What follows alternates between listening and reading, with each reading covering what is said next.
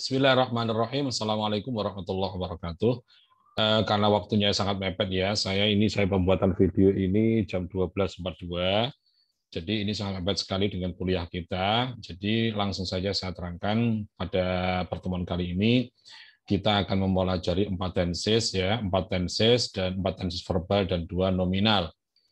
Saya terangkan dari simple present dulu. Simple present adalah nanti silahkan ini penjelasan saya ini kalau kurang ya agar matching, agar sesuai, itu silakan dibuka di materi tensesnya itu ya.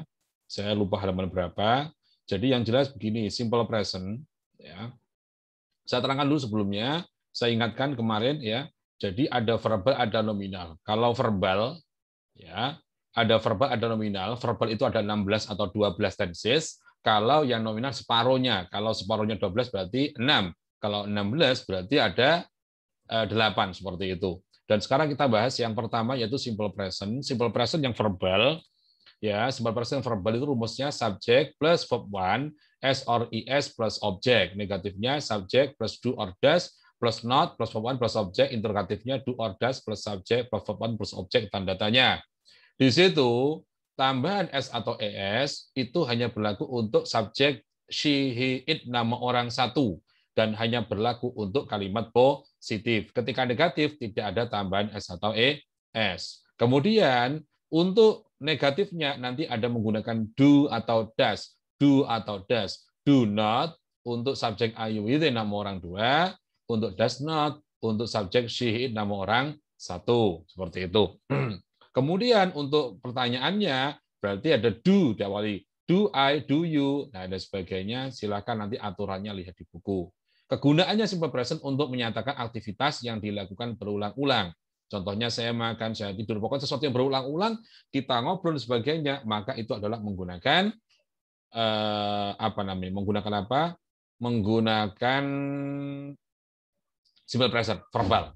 Kemudian nominal juga bisa sih, nominal. Dan kita bahas verbal dulu. Contohnya, I speak English, I do not speak English, do I speak English, she speaks English, she does not speak English, does she speak English. Seperti itu. Selanjutnya itu ya, kegunaannya yang kedua adalah untuk kebenaran umum. Kebenaran umum itu adalah secara umum orang memahami itu. Contoh, seminggu ada 7 hari. Itu kebenaran umum. Bumi mengelilingi matahari.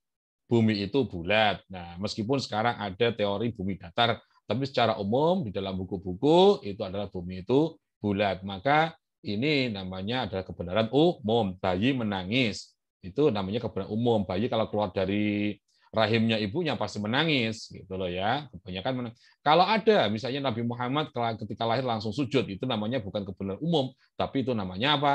Namanya kasus, seperti itu ya, kasuistik. Jadi tidak umum. Baik, itu simple present. Kemudian yang kedua present continuous, yaitu mempunyai rumus subject plus is mr plus verb ing plus object plus keterangan subject is mr plus not plus verb ing plus object plus keterangan is mr plus subject plus subject is mr plus subject plus verb ing plus object plus keterangan tanda tanya, gitu ya. Kemudian di situ yang perlu digarisbawahi adalah is mr kalau M itu untuk I, subjek I, ya, you, ini nama orang dua menggunakan are, she, it nama orang satu menggunakan is. Seperti itu. Silakan dilihat di buku itu. Kemudian kegunaannya adalah untuk menyatakan suatu aktivitas yang sedang dilakukan pada waktu sekarang ini. Karena dalam rumus bahasa Inggris, dalam teori bahasa Inggris itu ada yang sedang dilakukan kemarin, ada yang dilakukan sekarang, ada yang sedang dilakukan besok, ada juga yang tidak jadi sedang dilakukan, seperti itu. Nah, ada beberapa macam. Kalau yang ini, yang present continuous menyatakan aktivitas yang sedang dilakukan pada waktu sekarang ini. Maaf, ini kok casnya habis. Bentar ya.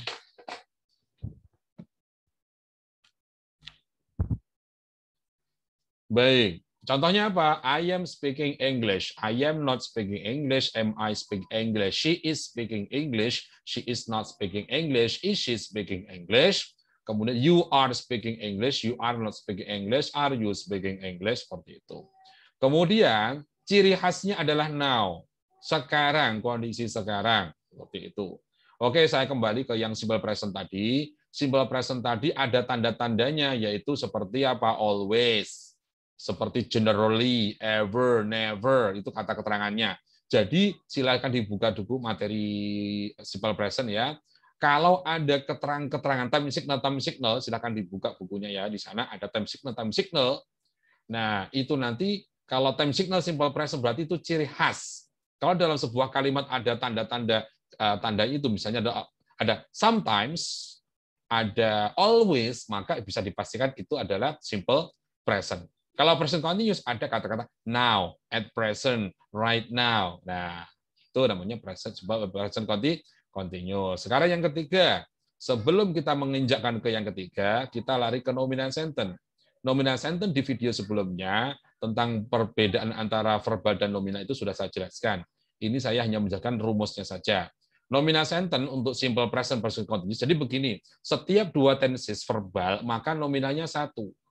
Jadi simple present continuous nominalnya satu. Namanya nominal sentence simple present continuous. Rumusnya bagaimana? Subject is MR plus 3 complement, subject plus is MR plus not plus 3 complement is MR plus subject plus 3 complement tanda tanya.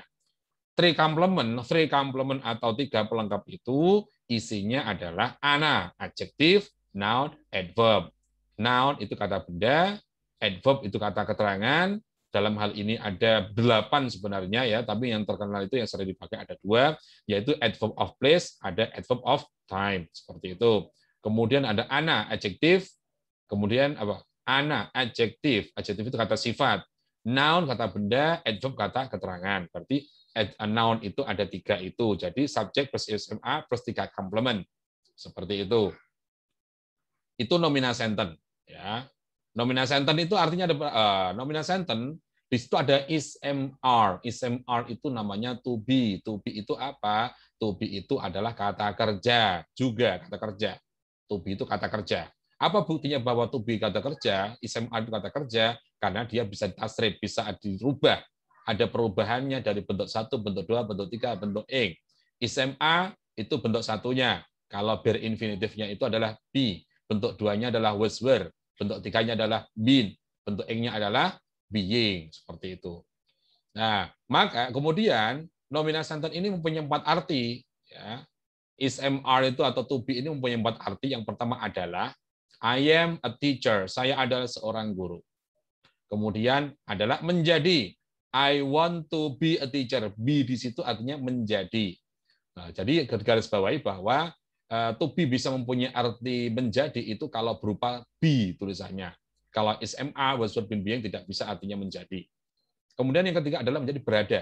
Berada contohnya I am at home. I am saya, at berada, home di rumah. I am at home. Saya I am saya berada. Nah, saya makanya artinya di situ berada. I am at home, saya berada di rumah. Berarti to be di situ artinya berada. I am adalah menjadi berada tanpa arti. Tanpa arti itu maksudnya bukan gini, I am happy, saya berarti tidak berarti senang, bukan. I am happy di situ artinya saya senang. M-nya artikan apa? To be-nya diartikan apa? Di situ tidak diartikan. Jadi apa? Ada tulisannya akan tapi tidak dianggap artinya. Berarti boleh dihapus? Tidak boleh dihapus. Kenapa? Karena memang rumusnya seperti itu dan tujuannya adalah hanya untuk menggabungkan antara subjek dengan complement saja. Itu namanya nominal sentence. Oke, saya kira itu. Kemudian present perfect. Ya, sekarang verbal ya. Present perfect verbal rumusnya itu subject plus have or has plus verb 3 plus object. Negatifnya subject plus have or has plus not plus verb 3 plus object. Have or has plus subject plus verb 3 plus object. Tanda tanya seperti itu. Setelah itu begini yang perlu digarisbawahi di sini adalah rumusnya ya. Subject plus have or has plus verb 3. Jadi plus verb 3 di situ. Jadi di sini nanti sampai harus bisa membedakan yang pertama menggunakan verb 3. Sampai harus menguasai verb 1, verb 2, verb 3. Di sini verb 3-nya apa? Misalnya eat, verb 2-nya at, verb 3-nya eaten. Berarti kita menggunakan eaten itu sebagai verb 3. Kemudian penggunaan have atau has. Kemudian have itu ada digunakan untuk I, we, they nama orang dua. Kemudian she 6 orang 1 menggunakan has. Silakan dibuka di buku ada. Kemudian untuk negatif dan interrogatifnya sama, saya kira mudah bisa dilihat di buku. Kemudian secara arti gunanya untuk menyatakan suatu aktivitas yang telah selesai dilakukan tanpa keterangan waktu yang jelas. Maksudnya bagaimana? Maksudnya tanpa keterangan waktu yang jelas ini pokoknya selesai. Kamu sudah makan? Sudah. Jadi contohnya gini, I have spoken English. Saya telah berbicara bahasa Inggris. Kapan itu? Pokoknya sudah. Oh, gitu. I have eaten. I have eaten. Dari kata eat, at, eaten. Eaten bentuk ketiga. I have eaten. Kenapa menggunakan have? Karena di situ ada I. Kalau menggunakan she, jadi she has eaten. I have eaten, saya telah makan. Kapan makannya? Pokoknya sudah. Jadi maka kegunaannya adalah menyatakan aktivitas yang telah dilakukan tanpa keterangan waktu yang jelas. Pokoknya sudah, pokoknya sudah. Gitu. Yang pertama kegunaannya itu. Yang kedua, digunakan untuk menyatakan suatu aktivitas yang telah dilakukan dan akibatnya masih bisa dirasakan. Contohnya, saya telah mandi. I have taken a bath. Apa bekasnya? Berarti saya masih seger. Oh, berarti itu apa namanya salah satu kegunaan dari present perfect. Contohnya saya setelah sholat, I have prayed. Saya telah sholat in Masjid Wali Songo. Saya telah sholat di Masjid Wali Songo. Apa buktinya? Nah, batuknya di sini ada kotorannya. Nah, itu bercanda saja ya. Gitu ya. Pokoknya ada bekasnya, ada labetnya, maka itu adalah present perfect. Kegunaan present perfect. Oke, yang keempat, yang terakhir adalah present perfect continuous, yaitu rumusnya subject plus have or has plus been plus verb ing plus subject, negatifnya subject plus have or has plus not plus been plus verb ing plus subject, have or has, yang interrogatif ya, have or has plus subject plus been plus verb ing plus subject tanda tanya. Kegunaannya apa? Sebelum kegunaan, kita lihat analisis dulu. Di situ ada have or has, jadi tetap seperti present perfect.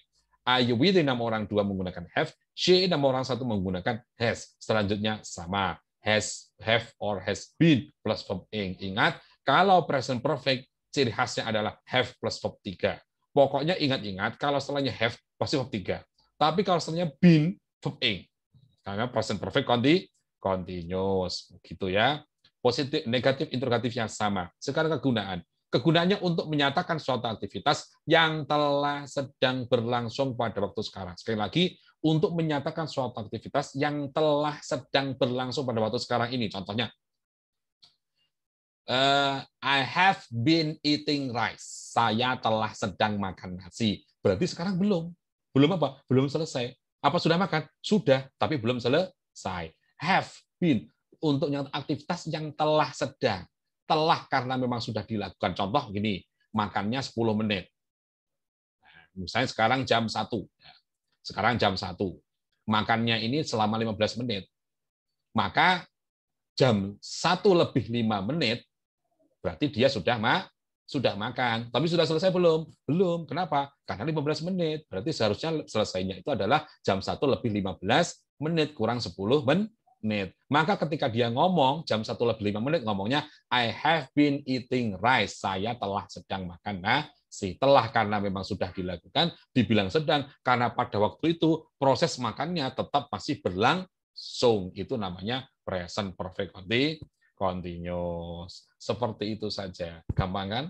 Sekarang lanjutnya adalah nominal sentence, present perfect, dan present perfect continuous. Rumusnya adalah subject plus have or has plus been plus 3 komplement. Negatifnya subject plus have or has plus not plus been plus 3 komplement. Have or has plus subject plus been plus 3 komplement tanda tanya. Sama kegunaannya, contohnya sama dengan itu tadi. Ya, contohnya apa? I have been happy. Negatifnya I have not been happy. Have I been happy? Terima kasih. Itu saja contohnya. Nanti kurangnya silahkan ditanyakan di grup WA. Setelah ini saya share video saya share video ini di grup, silahkan ditanyakan di grup itu ya, atau bisa langsung tanya di kolom komentar di bawah ini. Terima kasih, semoga manfaat barokah. Kami akhiri, assalamualaikum warahmatullahi wabarakatuh.